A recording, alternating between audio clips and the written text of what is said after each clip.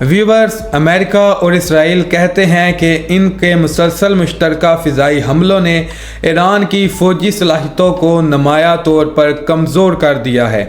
امریکی صدر Donald Trump نے منگل 3 مارچ کو اپنے پلیٹ فارم ٹروتھ سوشل پر پوسٹ کیا کہ ایران کا فضائی دفاع، فضائیہ، بحریہ اور قیادت ختم ہو گئی ہے۔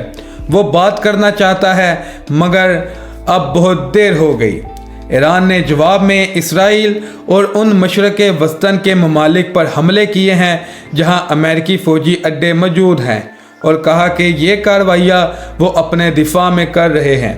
لیکن چونکہ اسرائیل اور امریکہ کو فوجی اعتبار سے برتر سمجھا جاتا ہے، تو سوال یہ ہے کہ اس جنگ میں ایران کے پاس کیا آپشنز ہیں اور وہ کون سی حکمت عملی اختیار کر رہا ہے۔